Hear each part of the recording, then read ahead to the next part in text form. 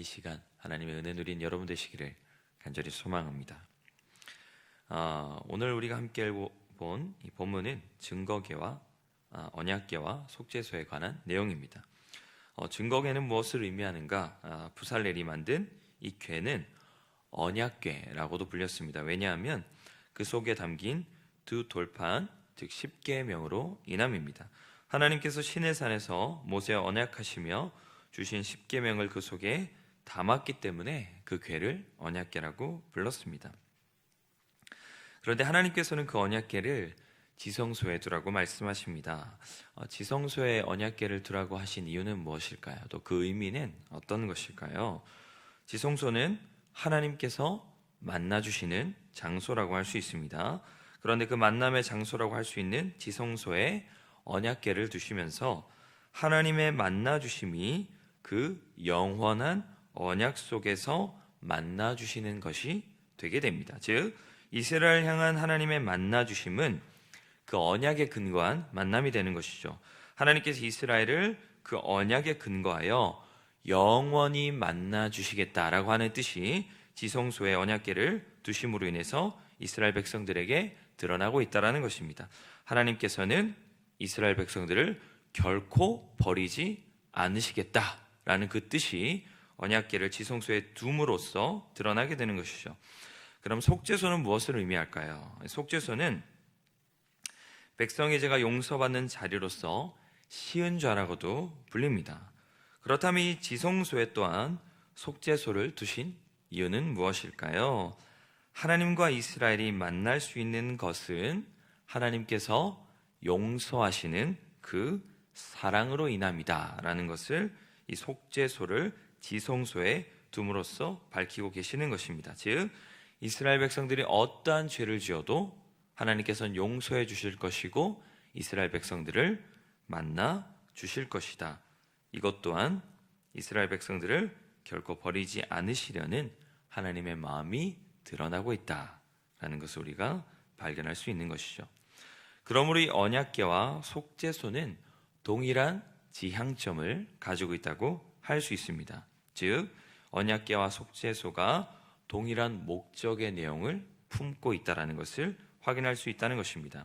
이스라엘 백성들을 결코 버리지 않으시겠다는 하나님의 그 집념의 의지가 이 언약궤를 지성소에 두심으로써 속죄소를 지성소에 두심으로써 드러나고 있다는 것이죠.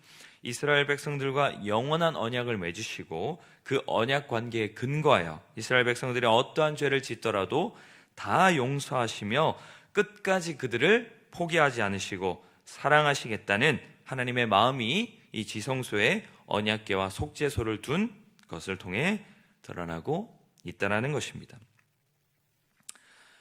이것이 우리의 구원의 확신의 근거입니다. 왜냐하면 이 말을 하는 이유는 우리는 우리의 신앙에 따라서 우리의 구원을 점검할 때가 가끔 있기 때문입니다. 우리가 신앙생활을 좀 잘하고 있으면 왠지 하나님께서 우리를 사랑하실 것만 같고 하나님께서 우리와 함께 하실 것 같은데 우리가 신앙생활을 조금 못하고 있으면 하나님 우리를 떠나 있는 것만 같고 외면하시는 것만 같고 사랑하지 않는 것과 같은 느낌을 가질 때가 있기 때문입니다. 우리 마태복음 16장 16절부터 18절의 말씀을 우리 함께 읽어보겠습니다. 마태복음 16장 16절부터 18절의 말씀입니다. 제가 한번 읽어보겠습니다. 시몬 베드로가 대답하여 이르되 주는 그리스도시요 살아계신 하나님의 아들이시니이다. 예수께서 대답하여 이르시되 바요나 시몬아 내가 복이 있도다. 이를 내게 알게 하니는 혈육이 아니요 하늘에 계신 내 아버지시니라. 또 내가 내게 이르노니 너는 베드로라. 내가 이 반석 위에 내 교회를 세우리니 음부의 권세가 이기지 못하리라. 지금 예수님께서 베드로 위에 하나님의 교회를 세우겠다 말씀하시는 놀라운 장면입니다. 그러나 하나님의 교회가 세워지는 것이 과연 베드로의 진심이나 열정 위에 세워지는 것일까요? 야, 너의 고백이 참 멋지구나. 너의 마음이 참 귀하구나. 내가 네 마음을 보니까 네 고백 위에 이 교회를 세워도 되겠다라고 말씀하시는 걸까요? 그렇다면 그 교회가 얼마나 연약하겠습니까? 베드로가 열정을 다해서 고백할 때는 그 교회가 세워져 있겠지만 베드로가 조금 마음이 흔들리거나 무너지면 그 교회가 무너지거든요. 베드로는 예수님을 나중에 버렸습니다. 이런 사람 위에 어떻게 교회를 세우겠습니까? 그 고백 위에 이 교회가 세워지는 것이 아니라 그 내용 위에 세워지는 것이죠.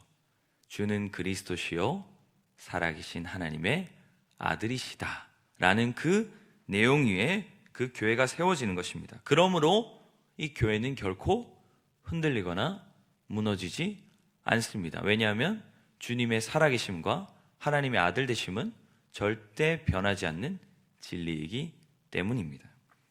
우리의 신앙도 우리의 구원도 하나님의 어떠하심에 따라서 좌지우지되는 것이지 우리의 어떠하심에 따라 좌지우지되는 것은 아닙니다.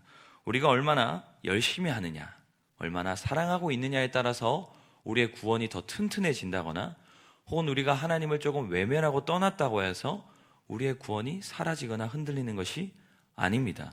우리의 구원은 하나님의 사랑하심에 근거하고 있기 때문에 우리의 어떠함과 상관없이 하나님은 영원히 우리를 사랑하고 계신다는 것이죠. 로마서 5장 8절을 우리 함께 읽어보겠습니다. 로마서 5장 8절입니다. 제가 한번 읽어보겠습니다.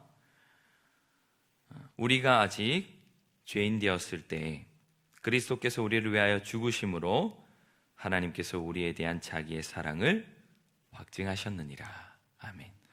하나님 우리가 잘났을 때 구원하신 것이 아니고 잘날 것을 기대하고 구원하신 것도 아닙니다. 우리가 죄인 되었을 때 하나님은 우리를 구원하신 것입니다. 우리가 잘났다고 더 사랑하는 것도 아니고 우리가 못났다고 덜 사랑하는 것도 아닙니다. 여기서 말씀하신 자기 사랑의 확증은 무엇입니까? 예수 그리스도의 십자가입니다. 하나님 우리를 얼마나 사랑하시는지를 증명하셨는데 그 증명이 어디서 드러났죠? 하나밖에 없는 독생자 예수를 십자가에 못 박으시는 사건으로 그것이 드러났습니다. 하나님의 사랑이 확증된 것이죠. 증명된 것이죠.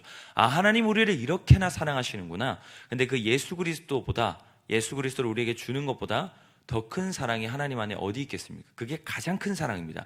근데 그 가장 큰 사랑을 언제 하셨냐면 우리가 죄인일 때 하신 것입니다. 우리가 얼마나 잘났느냐, 쓸모 있느냐, 잘하고 있느냐와 상관없이 하나님은 우리를 여전히 사랑하고 계십니다. 아멘이십니까? 우리가 잘 아는 탕자 비유가 나오죠. 아버지를 외면한 둘째 아들이 유산을 먼저 받는 아버지를 죽은 자로 취급하는 아주 나쁜 행동을 하고 아버지를 떠납니다. 그의 삶이 얼마나 철이 없는지는 그의 삶이 방탕함을 통해서도 확인할 수 있지만 이 아버지를 죽은 자로 취급하고 유산을 받으려는 이 한 가지를 통해서도 우리가 확인할 수 있습니다. 그러나 탕자가 죄를 짓고 아버지께로 돌아올 때 성경에 보면 멀리서부터 그를 알아보고 안아주었다고 되어 있습니다. 언제라도 돌아갈 수 있는 집이 있다라고 하는 것이 얼마나 큰 감격인지 모릅니다. 우리가 아무리 큰 죄를 짓고 우리가 아무리 못난 행동을 하고 우리가 아무리 부족하다고 할지라도 하나님은 우리를 여전히 사랑하는 마음으로 우리가 돌아오기를 기다리시며 언제라도 우리를 안아주실 것입니다. 이게 바로 아버지의 사랑입니다. 어느 순간부터 이것이 복음인데 율법에 근거한 복음으로 변해가고 있는 것 같아서 참 가슴이 아파요. 우리가 더 잘하면 하나님이 우리를 더 사랑하실 것만 같고 우리가 조금만 부족하고 못난 모습을 보이면 하나님 우리를 미워하실 것만 같지만 그렇지 않습니다. 그렇지 않습니다. 제가 목사가 되고 나서 사역을 너무 잘하고 싶어요.